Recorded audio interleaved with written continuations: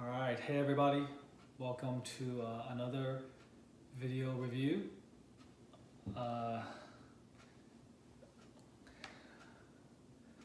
Okay, so how to begin? This could be one of my most unprofessional reviews ever, just because this thing is so huge.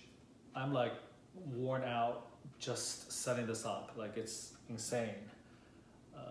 I don't know if there's going to be a whole lot to talk about, just because this is one of those instances where the piece itself kind of does all the talking. But I'll try to kind of go through some of the highlights or the main issues. So number one, I'm just trying to make sure that this thing is recording. I think it is. I think my remote control did it. I hope that you can actually see the whole thing, but if you can't, that's okay. I'll cut after talking and then I'll do close-ups and whatnot. Okay, so what is this thing? First of all, the camera is really far away. It's about as far away as I've ever had it, just to be able to include this like entire thing. So I've done reviews of the Sentinel line in the past. This is my fourth one. It's the last one, and certainly not the least. In fact, it is the biggest and the most crazy, the most impressive. So I've done Cyclops. But in the order I did them. I think I did Psylocke first, and then I followed that up with Cyclops, and then Rogue, and now finally Iceman. Although I received it, of course, not in that order. I received actually Psylocke, Cyclops, Iceman, and then Rogue. But I've just been so terrified of like just moving this guy that I basically put off a review of this guy for like literally a month. And so there's so much to sort of digest and so much to talk about. It's kind of hard to know where to start. But in any case, I have 4 of the Sentinel line from this producer. I'm missing Colossus and Magneto, and it's very likely I will never see those because the secondary market has really kind of gone crazy. I had a chance, I think, at getting Colossus for, at the time, I think 1,800 euros, which I was really reluctant to, I just wasn't prepared mentally to pull that trigger. And now, of course, I'm pretty sure that's quite a bit more than that. But you have to remember, these things are shipping from Europe sometimes, or China, and they're huge, and shipping in itself could be $500-600 US. And so when you put everything together, you're looking at a $2,500 to $3,000 piece, which is just so crazy. I also, as an aside, had a chance of getting Wolverine versus Wendigo, the Phase 2, for, at the time, I think $2,500 US. So it was a couple years ago. And at that point, I was doing my math and thinking to myself, okay, you get that, you ship it, and now you're again approaching 3,000. And I just wasn't, at the time, emotionally or mentally, capable of spending almost $3,000 on a statue. Of course, that statue is now selling for, $5,000-6,000. So it just kind of goes to show you the statue market still has its high rollers. It has this incredible incredibly rare and high-end pieces. I think in general, maybe the subject of another video, talking about value and where the market is and all of that stuff. But in general, I think the market has become more diluted because there's just so many pieces and so many different custom groups. And of course, the licensed companies are also making their mark, like Prime 1XM and Sideshow. But in general, I think the market is being diluted, but then even within that market, there are certain pieces that are so amazing in terms of their engineering or their quality, or just maybe a reflection of the zeitgeist of the times, of the collecting community, where for whatever reason, it's just a piece that everybody, quote unquote, has to have, that you can still see some stratospheric prices for some of these pieces that are really still in demand. And there's still a lot of very rich people out there who are willing to pay the money for it.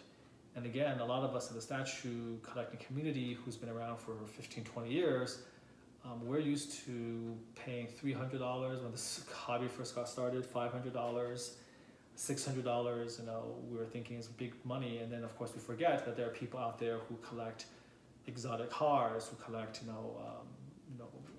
original works of art, who collect things where one piece would dwarf maybe an entire collection. You know, and so there are enough high rollers out there, enough fabulously wealthy people out there, where what we're doing is literally small potatoes. The only thing is that these people previously had no interest in statues.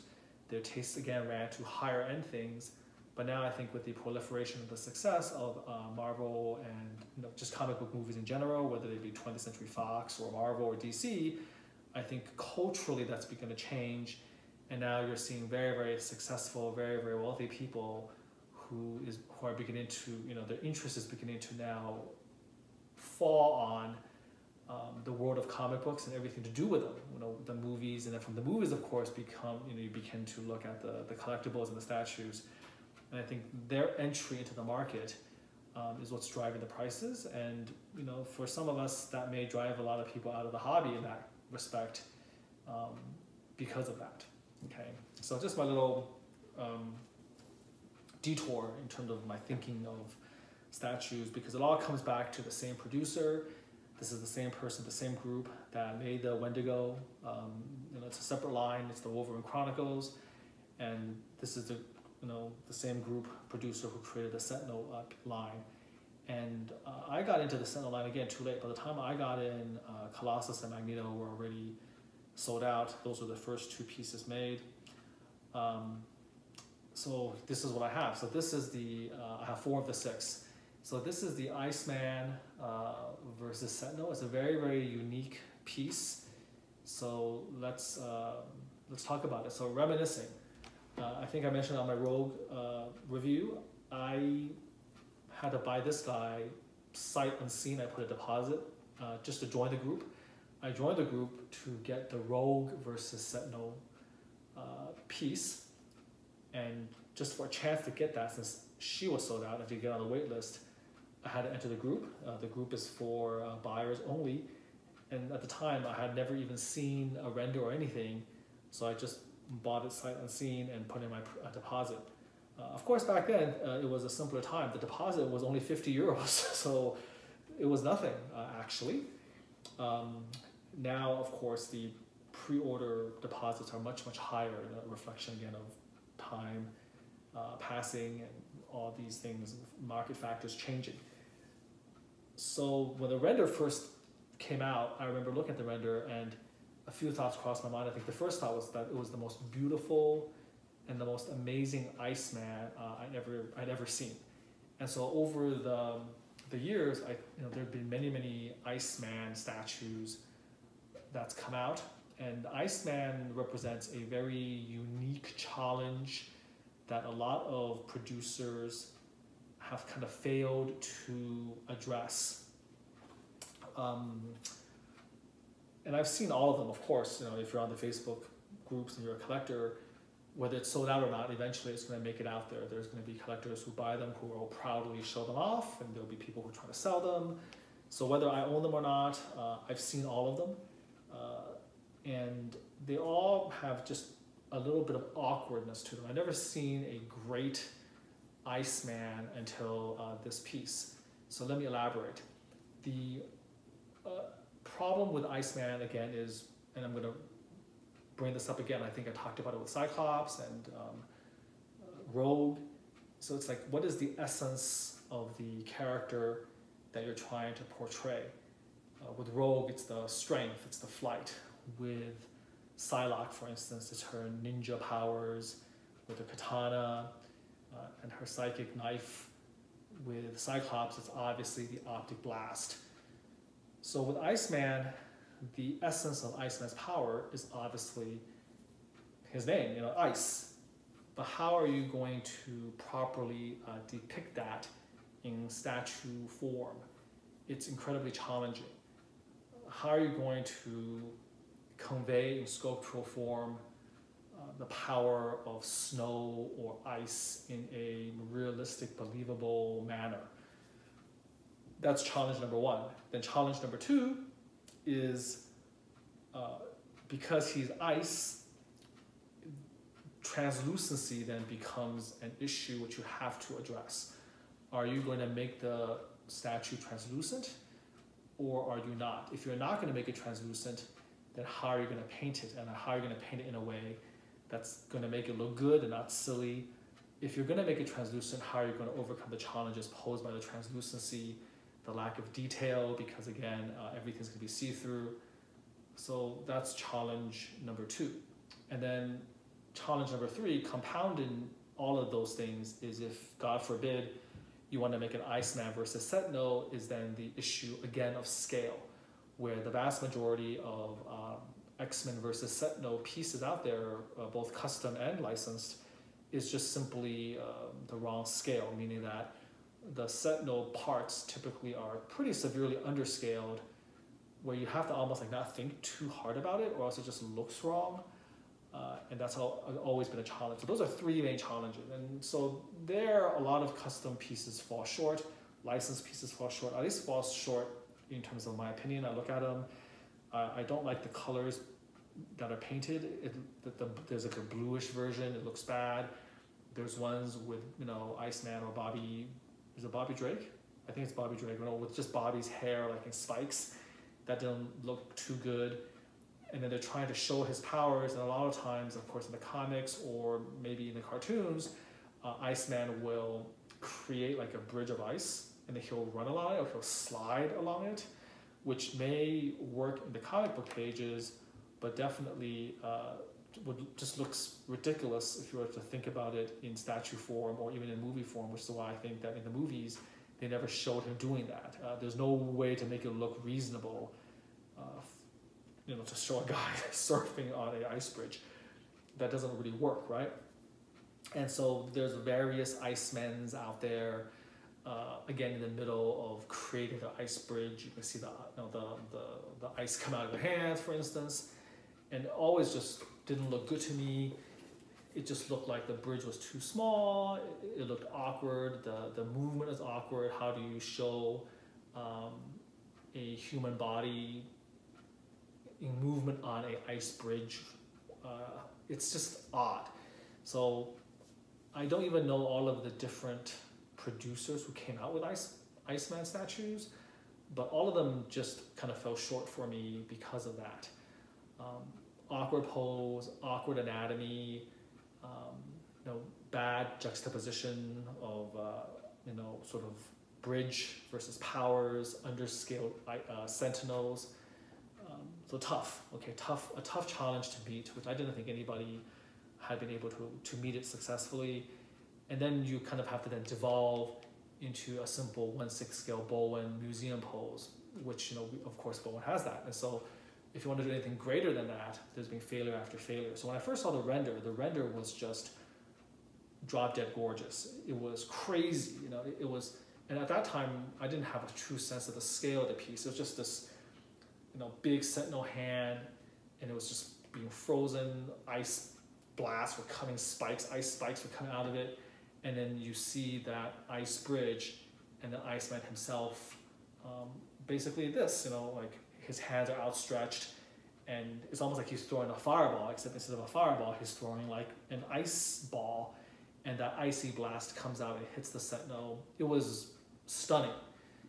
And again, I have to be careful not to mention the producer's name, because it's easy to say that that was just a work of genius. So the piece I pre-ordered just to get into the group turned out to be essentially the most impressive piece I think he's ever made.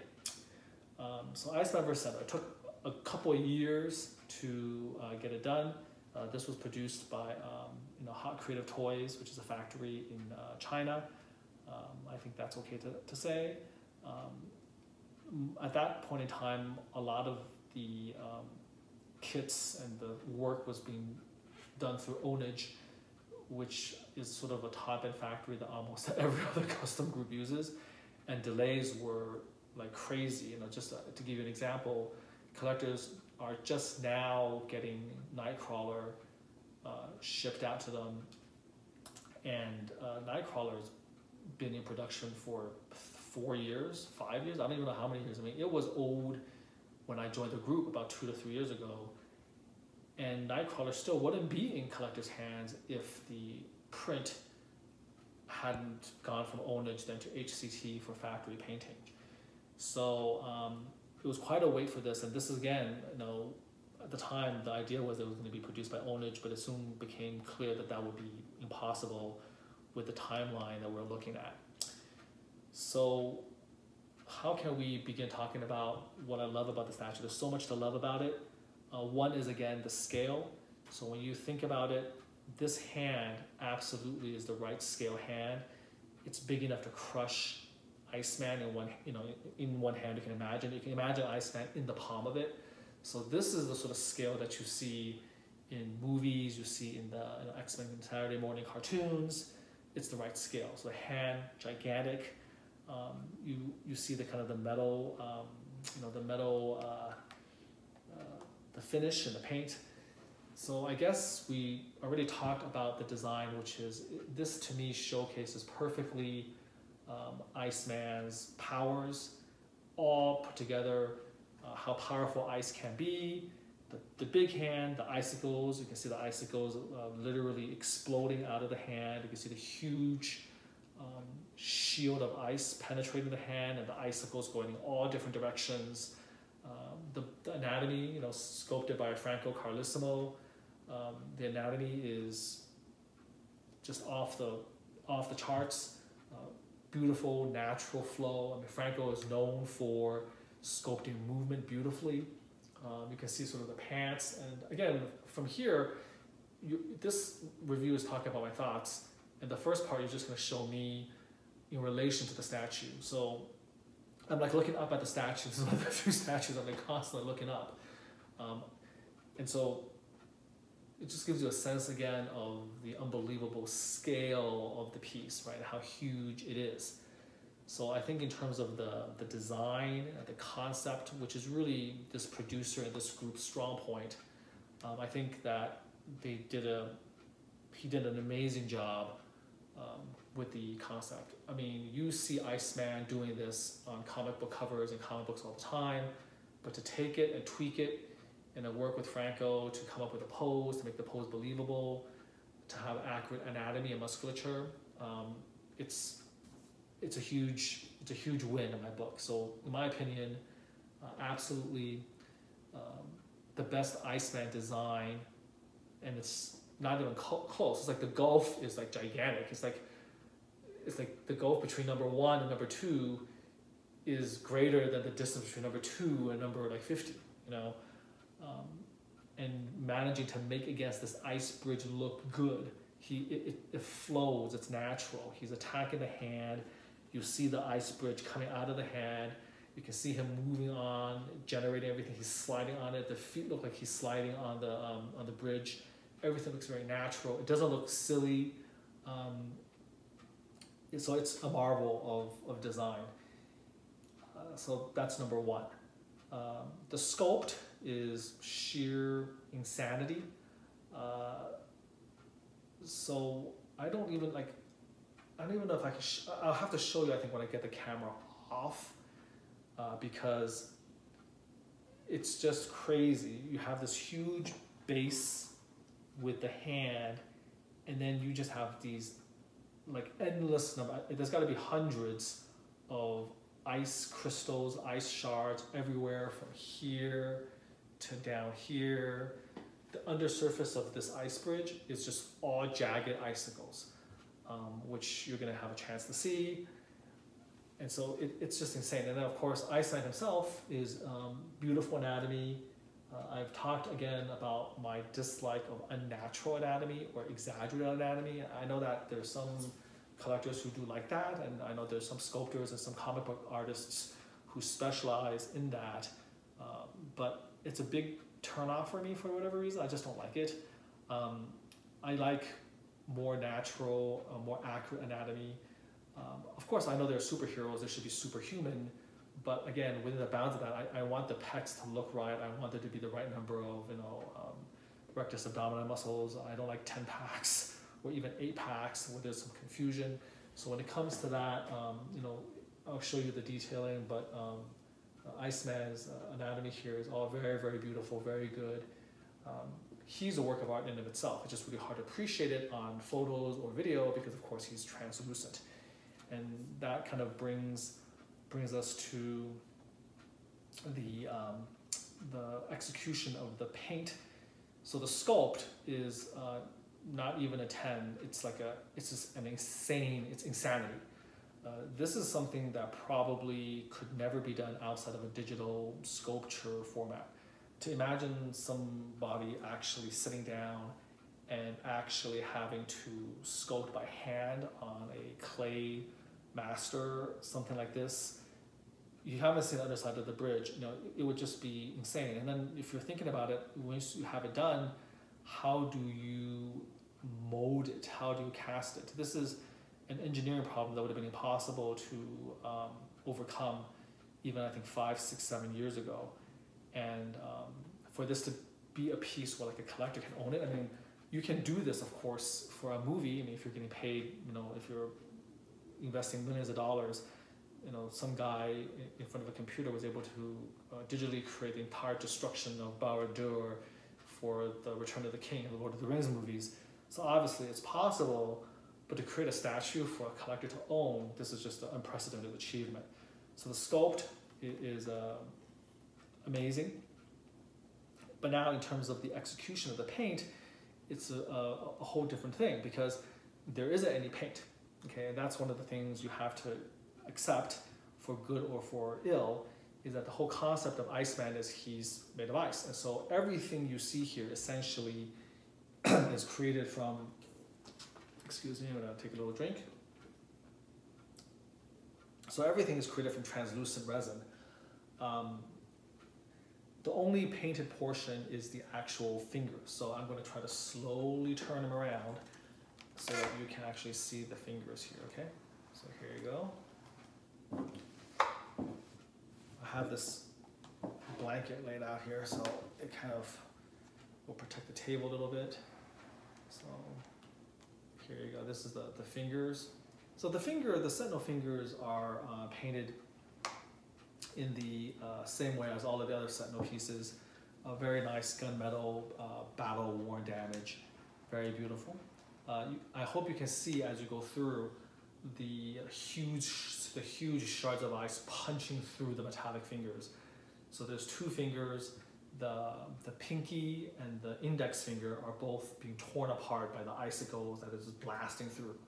So hopefully you can appreciate that. And there's all sorts of shards coming out.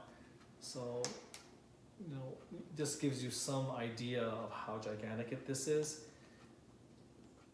So the paint of the metallic parts are fantastic, but again, there's actually not that many metallic parts to look at. You know, what you're seeing is the actual piece itself. So I'm just trying to gently turn it over. I don't want this thing to fall. This is kind of crazy. Whoa. Move this in a little bit. It's actually starting to slip off the table. Wouldn't that be something to catch on video? This gigantic 100+ pound statue falling off my kitchen table and shattering to pieces. I'm sure that would garner more views than anything I put out combined. All right, so there you go.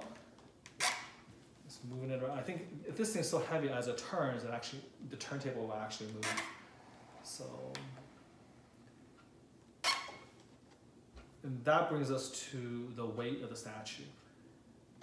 This statue is, I think it's got to be well over 100 pounds.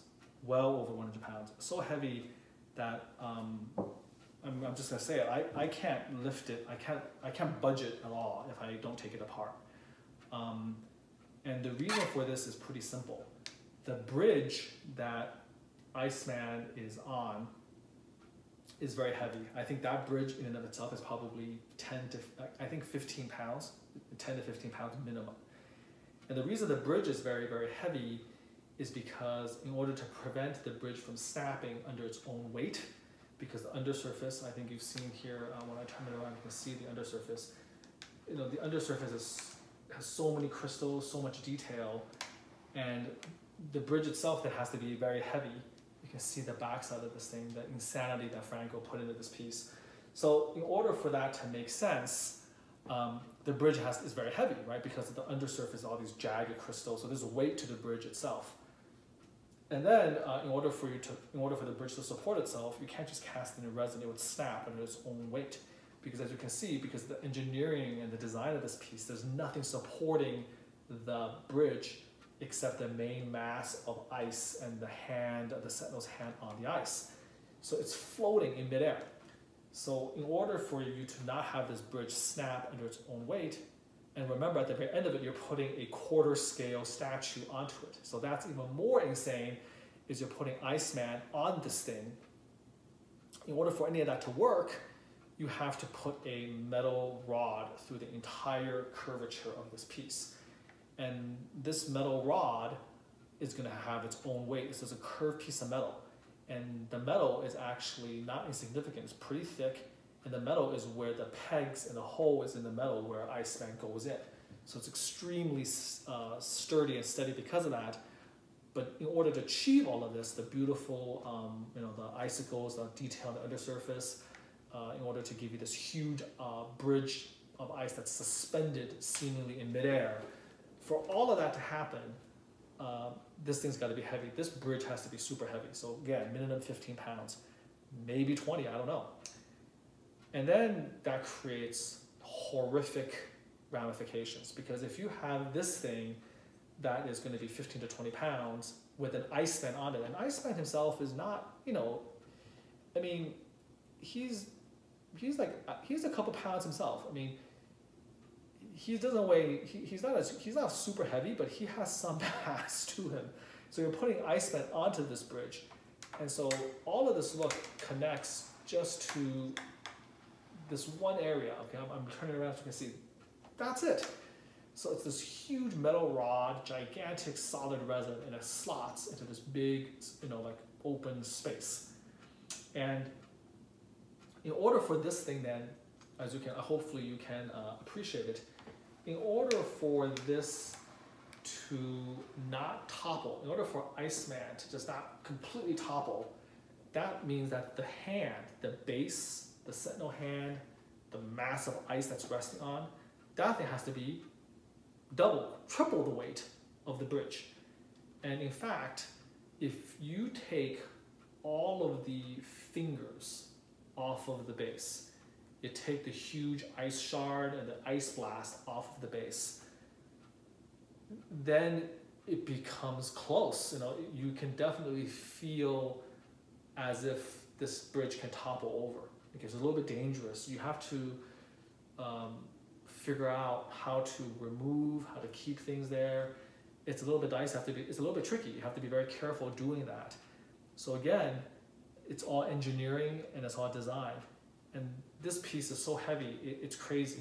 So that's kind of the ramifications. So over 100 pounds. So that's why I've been afraid to do the review, because I had this on my gigantic, I have a huge kitchen island for those of you who follow my videos. It usually swallows up all the pieces. But in this case, this thing is just so huge, it fills up the kitchen island. I don't even know where I'm going to put this piece. I think a lot of people don't exactly know, unless you're like a millionaire in Asia. There's a couple, who like an entire room has a gigantic space just for this. But this is really a centerpiece statue where ideally you want this actually on a huge turntable base, and you should be able to walk around it and enjoy it from all different aspects. It's a little bit of a shame. Most people are going to, by the way, display it just like this, where he's like, you can see him going down. This is the #1 way you're going to display him. And that's great, but it's a little bit of a shame, because then when you do that, you'll never ever see the beautiful undersurface of the bridge, which is one of the crowning achievements of this piece. So, so much for design, for sculpt. I have to just keep coming back to the sculpt, because it's just so amazing. And in terms of the paint is very serviceable, but there's not much you can say about the paint, because only the Sentinel's fingers are painted. everything else is translucent. But translucency, of course, creates its own problems, has its own issues. So we've done the design, the concept, the art design, we've done the sculpt, the paint. So what is there to say? All the superlatives, this is definitely the most ambitious statue I've ever seen, the biggest one, the heaviest one, the craziest one, the one where you get this, and even people who don't collect statues in general, like my parents or my wife, are just going to be awestruck. It's a combination of like amazement and terror and fear. Like, I've been asked where you're going to put this, what are you going to do with this? So it's crazy. Now on top of all of this, I hope you can also see that there's a light up effect. So in the center where the blast hits the hand, there is a little tiny disc that lights up. It's only battery powered, which means you cannot, it's not, there's no wire. Again, wire or a plug would have been nice, but in a translucent piece, it would have been probably impossible, because then you could see all of the wiring on the inside, and you don't really want to do that. It also would have made things very expensive. That's one of the things that license companies are able to do, USB, powered light up effects a bit more, maybe easily, but a lot of custom groups, you have to use batteries. So it's this little disc, you put 3 AAA batteries in there, and it lights up. But here's the kicker. In order for you to change it, you have to, you have to take it apart midway. You have to take the ice blast off, you have to take the arms off, you have to take the big icicle blast, the big icicle, damaged icicle thing, or whatever you want to call this thing. You have to take that off. In order to take that off, you have to take the fingers off. So again, A, B, C, D, in order for you to turn it on or off, you have to essentially deconstruct the statue. That's a lot of work. How long does it last? I'll tell you. When I first got the piece, I took a few simple pictures. I put in the AAA batteries, and I just didn't want to take it out. I just let it run. It took 4 days, and all 3 batteries were drained out. The light came out, disappeared. And you can see day by day the light slowly, little by little, beginning to dim. Okay. So very nice light up effect. What I'm going to do is I'm going to get up, and I'm just going to turn the light off so you can have a chance to see what it looks like with the lights off. So here you go. So this is with the immediate overhead lights off, and then I'm going to walk off, and I'm going to try to turn some more lights off.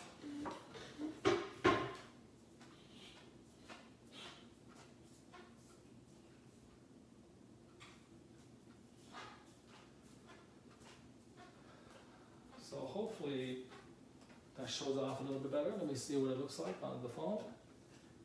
So yeah, there you go. So you can definitely see the glow. And then the final thing, I'm going to turn all the lights off, and then you'll see what that's like.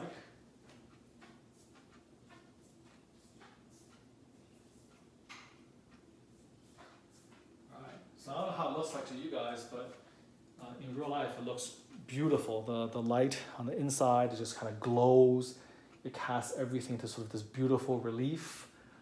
So you can definitely appreciate it. It's stunning. So I'm looking at the picture right there. So yeah, you get an idea of what it looks like. So again, beautiful piece. I'm going to sit next to it, and we're going to rotate it so you get an idea of how it looks like lit up as it rotates. So here we go.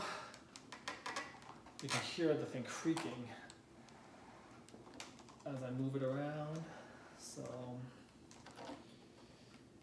and it's also so awkward. There's so many icicles everywhere, and there's no good place to grab it. So this is another issue with this thing. So again, turning it around, you can see how that glow looks from 360 degrees. And I have to move it slowly because it is just that heavy. It is just ridiculously heavy. So here we go, one rotation. So hope you have an idea now of what that looks like. And of course, in real life, even with the lights on, you can still see the beautiful glow. It's a shame, again, that you can't have this on permanently, because it really truly looks stunning. But you can't. It'll only give you 2 days, 3 days before it starts dimming. And so after this, I'll probably just take it, turn it off, and go from there. I guess one really nice thing you can try to think about is you can get the disc. If you can find a way of buying something through maybe Amazon, third party, where you can control it with a remote, that would be amazing, right? Because they could just turn the thing off and on. So that might be something to think about in the future, right? Depending on what we want to do. So let's turn on the lights. I'm too lazy to walk all the way over to turn the main kitchen lights on. So hopefully this is enough for you to see me and to see him and still see the glow and all these details. When I take the phone off and start going through close-ups and stuff, I'll turn the rest of the lights back on. Okay. Are there any words of wisdom for how to put it together? I'm going to go and start talking a little bit about sort of the, what's the proper word? Like, I guess, I don't want to call it like the negatives, but some of the logistical, that's the word, the logistical challenges of creating this monster. Again, the producer, just insane to even think of something like this, and all of us who bought it, insane as well, that we would take a chance. So I think the first thing, again, so many of this group's pieces seem to engender a lot of controversy. The first thing is, the design is so ambitious that the logistics of actually turning this from a fantasy, a fever dream into reality is you have to address these crystals. So the way it was packaged, it was actually packaged very beautifully, very nicely. It comes in 2 huge boxes. And I think, again, you can see that there's these shards of crystals all the way around here. There's the shards of crystals on the huge ice, the ice bed that the hand is on. And of course, the undersurface of the bridge is just loaded with crystals. So breakage is almost inevitable. I think they made, I don't even know how many they made, 60 of these behemoths. And I would guess that probably 10 to 20% made it through without breakages, and the vast majority of those was shipped to Asia from Asia, so the shipping distance was not that far. The boxes are gigantic and huge, and so I don't think that breakage occurs from rough handling by human beings, but it probably comes from just the impact as machines and conveyors sort of move these huge boxes through the shipping system.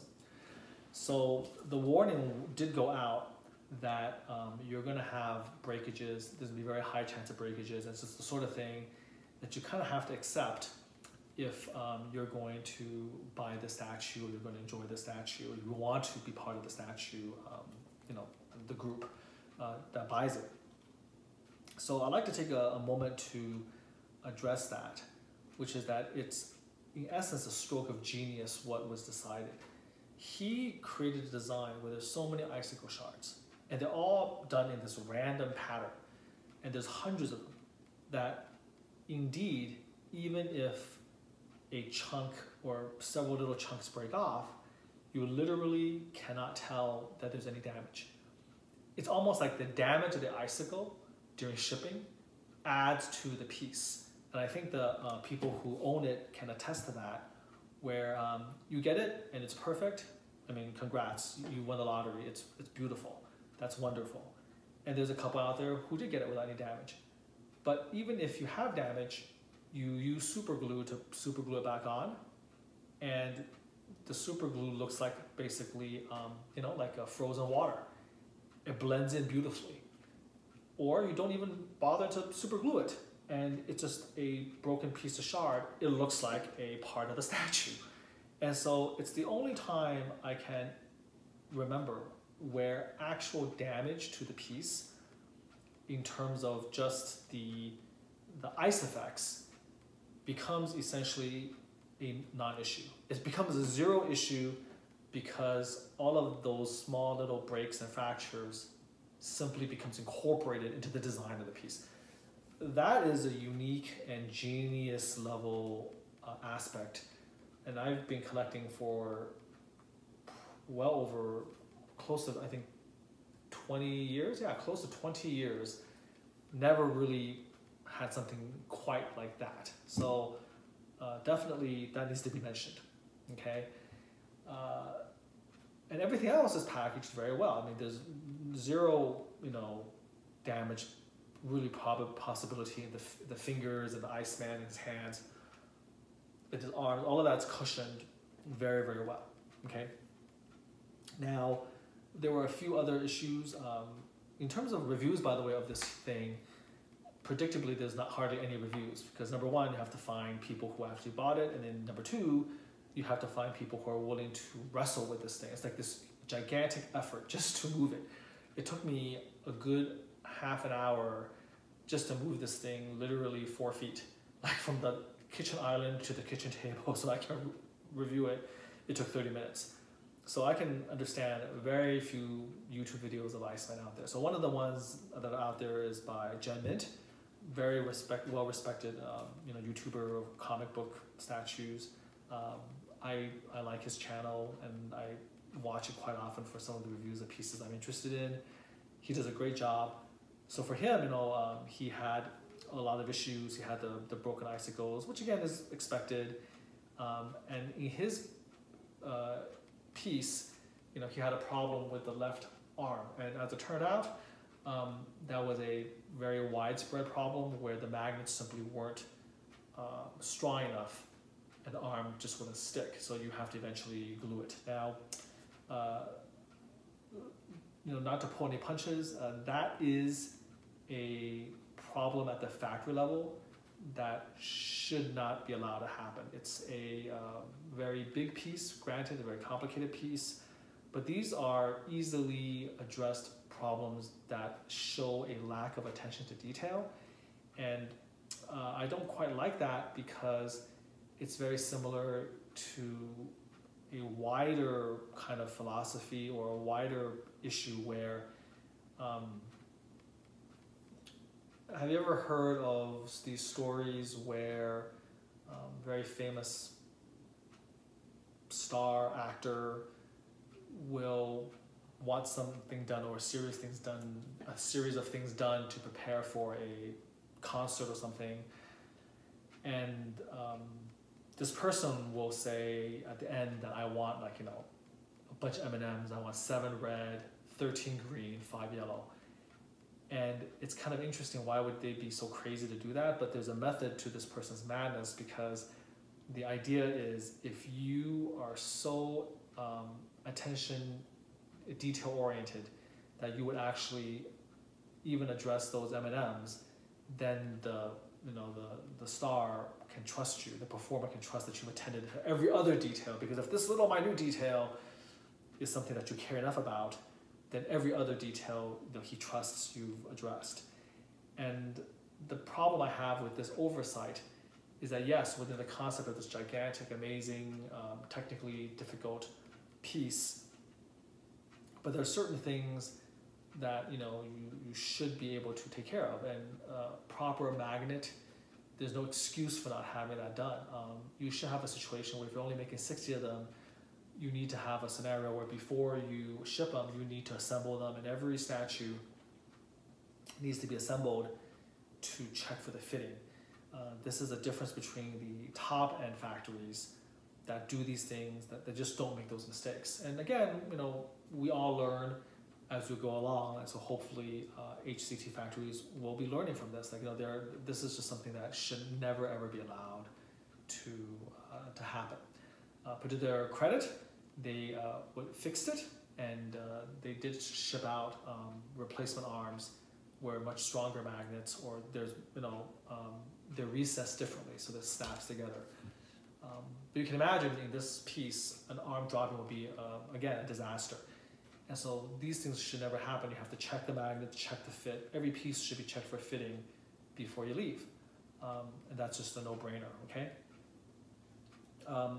So that's one area that there definitely should have been room for improvement. Another thing is that the fingers in general are put together very, very well, but there's one issue is that this pinky here is top heavy, and it really should be up like this, but over time, gravity, it just basically falls down and just has to rest on one of the icicles. And it's only held up by a little peg on the icicle. That peg has to be a longer peg to keep the finger fully upright. I may jury rig something later where maybe I'll drill a little hole into the peg and then putting like a longer piece that can hold the entire finger. I'm not sure exactly how I'll do it, but that's again an oversight that should be, that shouldn't be allowed to happen. It's an engineering thing, and it's something that you would immediately figure out if you just put the piece together. And you just have to make the peg a little bit longer. Don't make it so close. It should be a longer peg and then easily slotted. So these are tiny lack of attention to details that hopefully will get better in time. And there are things that shouldn't happen if you have somebody just simply quality controlling it, quality checking it to make sure that that doesn't happen. So the arm, that's fixable. The finger, it's not a big deal because again, the effect of it, so it's like the pinky is like instead of this, it just goes down a little bit. That doesn't really matter, and pretty easily fixable as well. Now, one of the things that did kind of bother quite a few people is that the original render had the hand of the Sentinel completely metallic. And here the decision was made to cast it in translucent resin as well. Now the logistical reason for doing this is quite simple. The hand is part of the base, so the hand is resting on a huge bed of ice. The ice is going through the hand and there's ice on both sides of the hand. And just for sheer, it's just a matter of casting, is you have to cast the base in one cast. So it's going to be the hand and the base all in one. It would be way too complicated to have like the icicle base and then a painted hand and then this ice blast number 1 and this ice blast number 2, and it would have been insane, okay?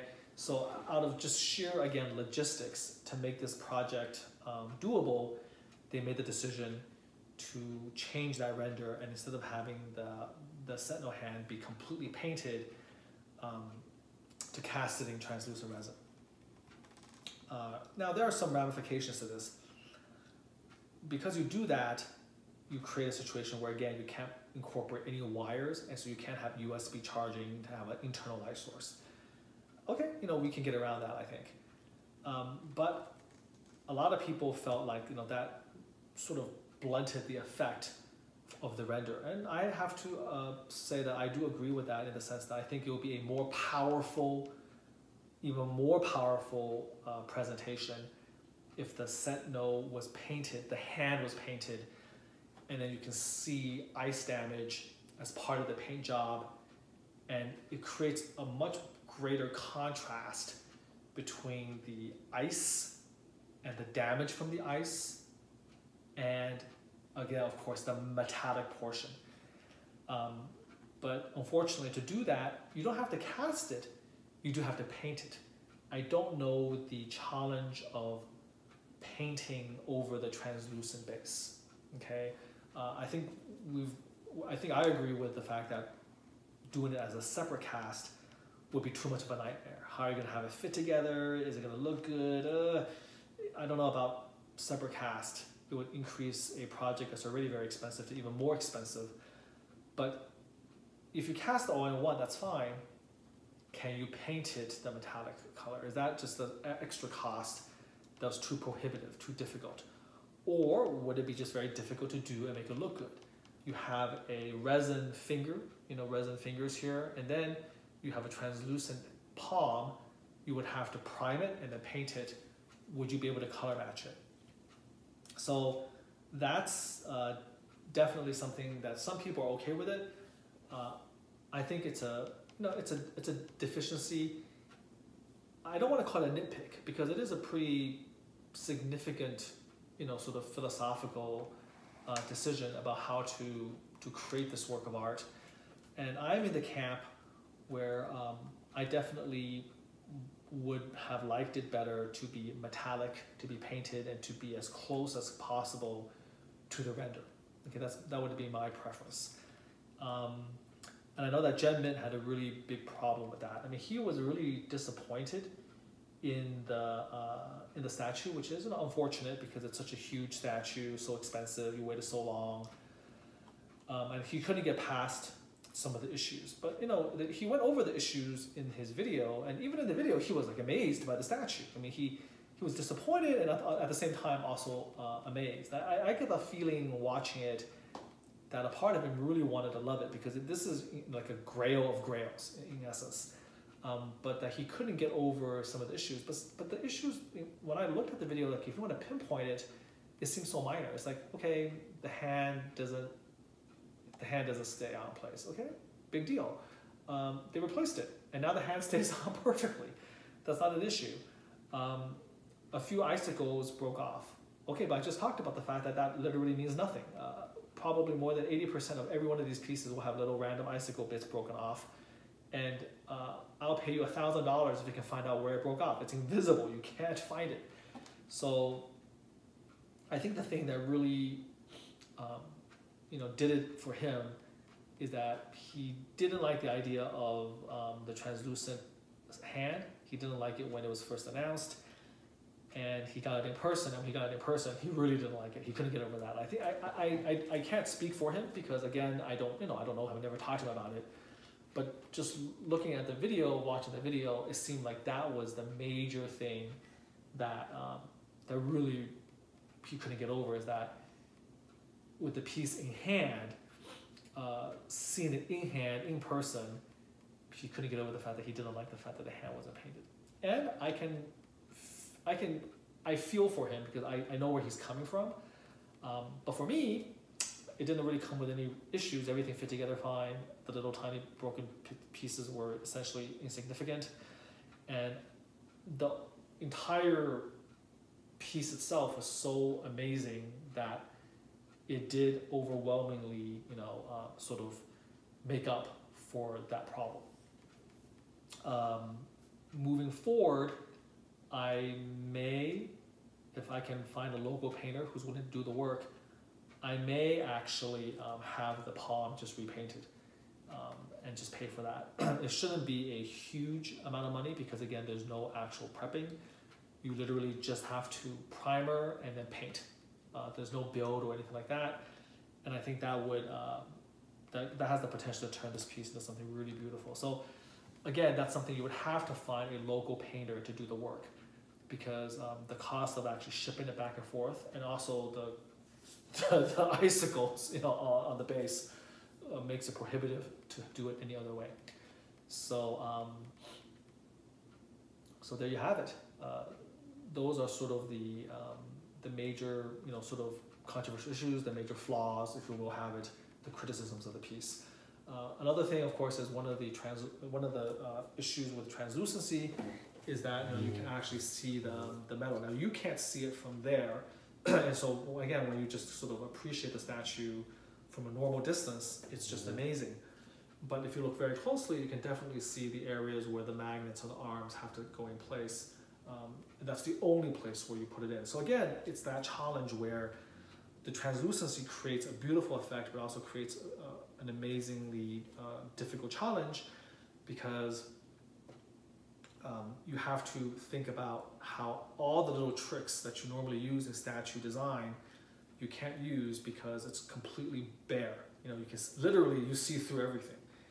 And so you have to be very careful when you're thinking about how you're going to do the magnets, how is that going to work, you're going to be able to see it. And so for Iceman, you can only, you have to compromise, and the compromise is you do see the magnets and the joins right in the shoulders, but you have to look pretty closely in order to see that. So I'll show you that with the close-up shots. One final thing is that when you're doing translucent resin, another challenge is that over time, translucent resin is known to yellow over time. And there are certain spots here or there where there is some yellowing. And that's, again, an unavoidable, unfortunate, unavoidable ramification of the translucent resin. I've had this piece now for the better part of, oh man, I mean, I've had this piece since before the COVID-19 quarantine and shelter in place. So I've had this piece for months now. It's been on my kitchen island, exposed to the sun. And so far, you know, not anything ridiculous, not ridiculous yellowing or anything like that, okay? So I think I've covered all of the major things. What else is there to say? In terms of the whole price of the thing, you know, to sell this, you're probably going to have to pick it up. It has to be sold locally, it has to be bought locally, because it's going to cost you in the neighborhood of, you know, like when I think that the cost just retail is already in the neighborhood of $1,500–1,600, and then it costs about $1,000 to ship it, because it's 2 huge boxes that are big enough to ship like mini fridge. And so if you do the math, you're looking over 25, close to 3,000 retail, right, including the shipping. And if you ship again, how much is that going to cost? And so this piece, you know, in terms of the cost, I think it's almost like unsellable, unless again you have somebody who's willing to pick it up in person to take care of it. Then maybe. So it's something that creates a bit of a challenge, because, you know, you're probably not going to be able to get rid of it unless it's a huge loss. It's gigantic, it's super heavy, where you're going to put it. So this is something that I think every owner is going to have to deal with eventually. And something I have to think about as well, you know. So there you have it. And so if you want to talk about the negatives, I think it's all being said, which is, you know, it's completely ridiculous, impractical, gigantic, heavy. The hand is not painted. There are certain, like, there's certain, not even design issues, but just there's certain execution issues by the factory that should have been better, could have been better. Little annoying things like that. But that's about it, because then you look at the other side of the coin, which is that in its totality, it probably creates the most magnificent, overwhelming display that you're going to have in your collection. It just kind of towers over and blows everything else out of the water. I've read on Facebook that there's, from some people who don't own the statue, and it says that they find it a little bit bland. They find there's a lack of color. You know, like, again, there's no intricate paint job to admire. But those are for people who don't have it in person. You have it in person, and there's just a wealth of detail. You know, the scream of Iceman, the expression on his face, the rage. You know, he has teeth. There's, like, you know, a tongue in there. The pose, the fingers, the ice, the different ways that the icicles are going to mirror or give off the light from inside. All the different shards of icicle crystals both at the base and under surface of the bridge. So there is a wealth of beautiful anatomy, beautiful detail, beautiful crystals, a lot of variation and texture. It's gorgeous. It's like essentially like ice sculpture, you know. So like if you're going to a cruise, it's like seeing a amazing ice sculpture brought to life, but in action posed against the finger, against a you know, a sentinel hand, and all the fingers sticking out. So I think there's plenty of, you know, variation, plenty of detail, but you have to own it and see it in person. So hopefully I can show you some of that in proper conditions. So yeah, you know, definitely waited a long time for this. This was my gateway into the group. Well worth the wait. And now it's just a matter of trying to figure out logistically where he'll go in a way that shows him off in a way that he deserves, you know. But definitely, look at me, I'm standing, I'm 5'8", and he's on this kitchen table, and I'm standing and he's almost to my height. This gives an idea of just how huge this piece is. So that's it for now. I think I rambled on long enough. But I think for these pieces, like, they each deserve the hour I give. I know there's some people who don't like to hear me ramble, but that's okay. I mean, there's like tons of channels that give you 4-minute, 5-minute bursts of, you know, their impressions. But I think all of these pieces by this group deserve a lot of in-depth discussion. because so much love and like, you know, this guy puts all his heart and soul into it. You know, all producers do, because these are all their babies, right? I mean, they have a vision, they have to sell their vision to collectors like us. We have to support them with our money. We often have to wait years. There's always a chance they could suddenly go to Peru or disappear to the jungles of Malaysia or whatever and disappear with our money. So it's a lot. There's this huge symbiotic relationship, and sometimes I think producers, it's like they're kids and they're very sensitive about how it's received. And so I think it's the least that I can do to get a piece like this, and to just kind of go over lovingly the history, the emotions, the feelings I have for it, talk about what the piece does for me, and address all of the complaints and address all of the things that are not perfect. And all of those things, I think, something of this size, I mean, this is not like a $300 figure or a $500 or $600 statue. This is like a gigantic centerpiece, huge work of art. You know, it costs thousands to make, 1,000 to ship.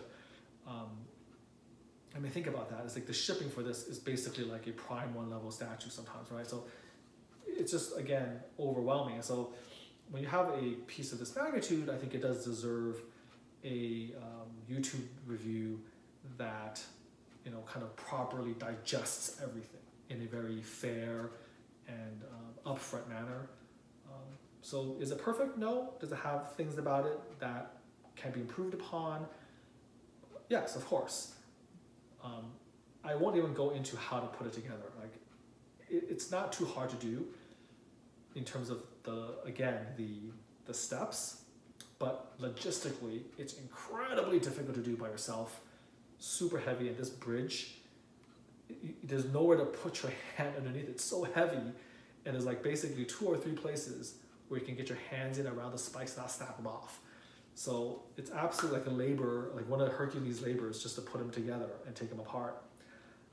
So I won't even get into that, but you know, definitely there's these things about it. But then when you take a step back, you then have to understand that this is definitely one of the most unique, one of the most overwhelming, one of the best statues like ever made, ever conceived, ever kind of designed, ever executed. It's crazy. By far the best Iceman piece ever made in terms of showcasing his powers, the anatomy, the movement, the flow, everything put together. And one of the, again, most ambitious and best executed statues. All the little tiny areas of improvement, the little like nitpicks here or there, or the design choices, the paint choices, none of these things can overshadow the gestalt, that's the final verdict. This is way above and beyond like Rogue versus Sentinel, Cyclops versus Sentinel. Those are great pieces in their own right, but this thing kind of just stands head and shoulders above everything, literally because of the translucency effect, the ice powers effect, all of these things. Okay, so I ended on that, and we're going to stop the video, and the next time we're going to cut, I'm going to have the camera in my hands, and we're going to go through all of the close-ups. Okay, so I'll see you after the cut. Okay, hey guys, welcome back. So let's start doing the close-ups. Okay, so the only way to do this reasonably is to for me to go around the piece, because it's so huge I can't actually keep my camera and rotate. So here he is. I'm going to back up to give you an idea what he looks like. So here he is, and where to start? Well, let's start with the base. Look at all of these crazy icicle details. Like, Franco actually sculpted this. I mean, this is insane. Does he have some sort of Z-sculpt or some sort of weird program where he can just tap a button and just randomizes it? That's the only way I can think of that he would do this. And it's just like, this is the base of ice, okay, that the hand is resting on. And here is the first areas where you can definitely see the potential for breakage, but it's almost like, who cares? Like, let's just say this thing here gets snapped off. Like, how are you gonna be able to tell? Like, it's sculpted like it's snapped off, you know? So look at this thing. So here's all of the different jagged pieces of ice on the base itself. We're going all the way around. Okay. And then here's the translucent Sentinel. So this is the part where I want to repaint.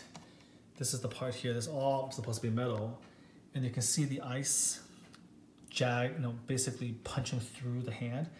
So these two icicles are separate. You put them in. You can see the holes created by the icicles punching out. So that effect would be so much more pronounced if you could see the metal, right? The contrast would be a lot better. In fact, the contrast between the ice, the metal, then ice would be pretty amazing. And that's what the render showed. So deep in here, that's where the little light is. It's a disc. And so this is the first ice blast, and then this is the actual cone of ice from his hands. So as you can see, everything has to be fit pretty, you have to fit it pretty precisely, right? Because it has to be right in the middle of the hands, and that means that the bridge has to be put perfectly, Iceman has to be locked into position in order, and there's not a lot of give, between where the hands are and where the blast becomes, okay? I kind of like the fact that it doesn't come out of his palms. Logistically, you have to have that done, but I think it creates a really nice effect as well, as if, it's kind of being created between the hands and it's shooting out. So I like that effect. This ice beam is just amazing that, Franco actually sculpted an actual ice beam. Look at all the different shards just coming out, all of it coming through, and they're right out of his hands. That's beautiful. So check out all the details of the fingers, the thumb.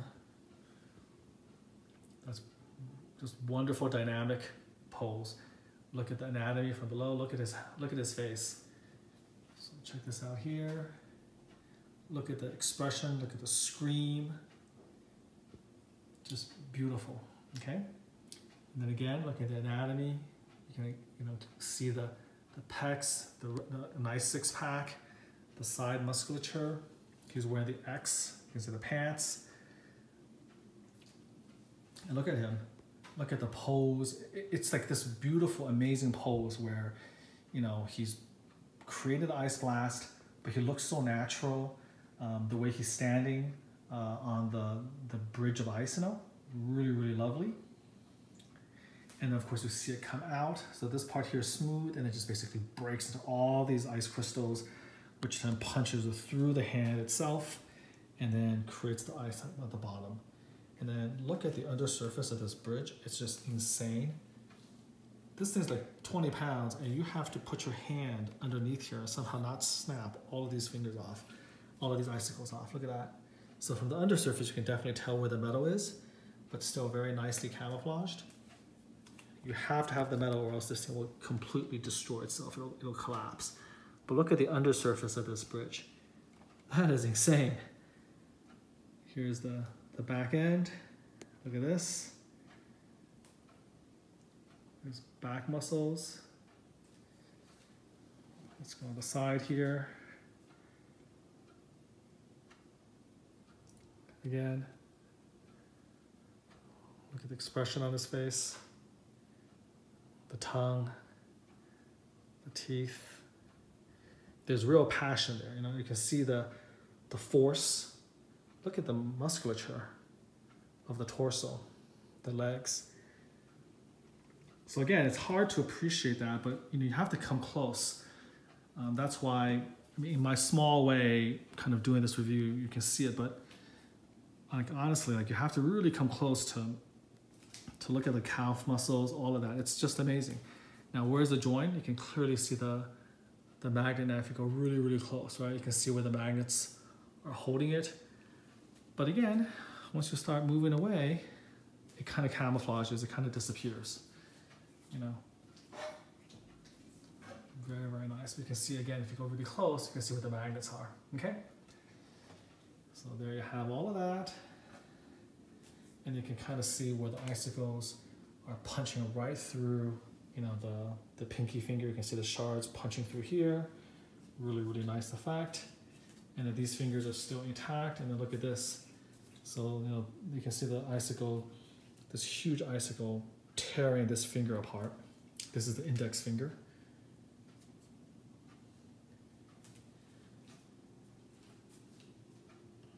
Kind of show you some of the weathering, the metal. And then side view of the crystal, well, ice crystal tearing this finger apart. You can see the damage here. So definitely, they're on point with the Sentinel paint. No complaints there. Very believable weathering, believable metal effects. Again, just really cool to see, you know, the icicle. So this is sort of like a preview. Like if you had the whole hand painted metallic, then you can see again these crystals coming out a lot more. That contrast between the clear ice crystal and the metallic hand being destroyed, you see a hint of that. Like, you know, see that beautiful contrast? We see like this crystal tearing through these metal fingers. You only have 2 instances of this, but they're so magical when you see that. It's such a beautiful effect. So over here, again, you can see right here, these 2 big ice shards. You can see the cracks splitting out. And again, this is an opportunity to again showcase contrast between the metal and the ice. So then you would have 4 areas. You would have the ice crystals punching through the holes here and on the other side, and then of course the 2 fingers being destroyed. So all of this I'd like to be metal eventually and have it repainted. Of course, this base is like close to 50 pounds. So again, it would have to be done locally, but I think if done, and hopefully it won't be too expensive, because again, you don't have to, you know, fill in any resin. You just have to prime and then just paint, and it's nothing crazy. It's not a, you know, it's not, you know, human portrait. There's not a whole lot of detail necessarily. It's just give me a metallic Sentinel hand that color matches the fingers, and then put in ice effects, and then put in the ice damage. I mean, I think that's something that could be attainable and would add just so much to the piece. And then here again, all these ice crystals. So there are some, you know, obviously, I think there's, you know, there's a couple that got snapped off. I managed to actually, through very painstaking trial and error, I did actually reattach them. Some of them obviously, some of them not so obvious. But again, you can see with this massive crystals, it just doesn't matter. It doesn't detract from the piece at all. And if you just glued it on and put, you know, super glue over it, and it dries and hardens, it looks like frozen water. So very beautiful. All right, here we go. So I'm going to move him back again. Oh my God, it's just so hard to move him. Okay. Oh, another thing is in order to hide the metal on the other side, they put this sort of, like this sort of sticky snow thing, and this does come off, and that kind of sucks. So that's something, you know, but there's no way to make it look good. So this is supposed to be snow on the actual metal bridge. Again, it's something that you really can't, there's no really way around it to hide that, you know, metal support bar, the rebar. But it's, you know, a reasonable compromise solution. So it does come off, so you have to be kind of careful about rubbing things off. So there you have it.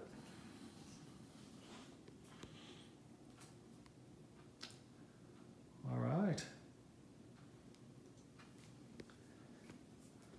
You can see it tearing that finger apart. I think I've said everything that really there is to reasonably say about this piece. I'm gonna back up now. So this is the way it's optimally displayed. This is the angle you should display it. But again, you can just appreciate so much more of it as you move it around. Really no bad angle. This is actually a really nice angle as well to display. You can see him on the side, created the blast. You can see the hands a lot better. So again, excellent. So this is Iceman versus Sentinel. All 100+ pounds of him. I hope you enjoyed that exhaustive review.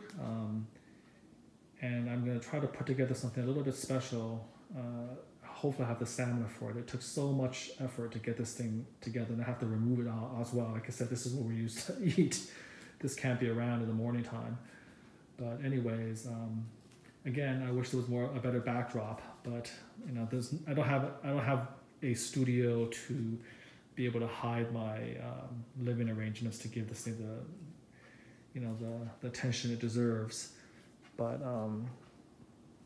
yeah, for sure, Iceman versus Sentinel, one of the most impressive pieces that I've ever had. It's probably a mistake, honestly, to buy it. I have nowhere to put it. You have to think about this. But what are you going to do? This is beautiful work of art. All right. Until next time, take care.